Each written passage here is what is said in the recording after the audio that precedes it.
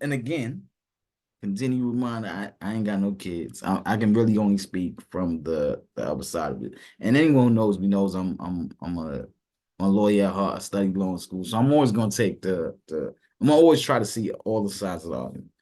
I think in those situations, when it comes to children, and again, even being able to watch my pops, I think it's the hurt that comes with it, right? Like you have this expectation because you were the parent, because you did so much.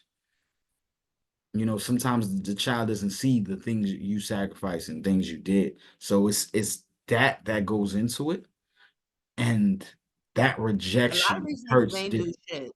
Let's A just lot keep that a of stack. a lot A of lot them of them ain't. A lot of them do ain't shit. like.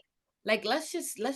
We having this conversation because the truth of the matter is that, especially when it comes to the black family, a lot of us ain't have good fathers. Let's just keep that a stack, whether you a man or not. This is why sometimes it annoys me to have these conversations about fathers with men.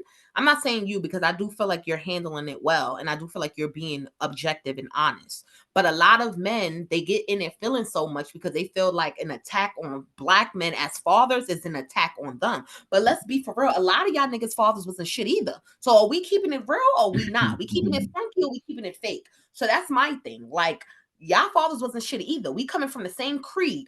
Most of us, not all of us, because it's some. I had a great grandfather, so my mother had a good father. My mother, my aunt, they had good fathers. Me, not too much. But at the end of the day, I have father figures. So this is not a bash on black men. This is just being 100% honest. And this is a lot of this, and it's so funny because men are always quick to say women are emotional, but men are super emotional when it comes to talking about shit that is real.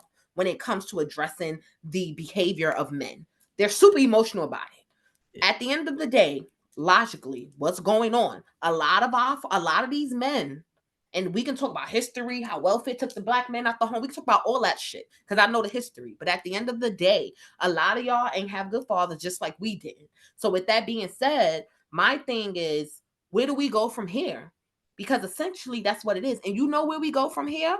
A lot of black men, they want to reap the benefits of being in their child's lives when their children are adults.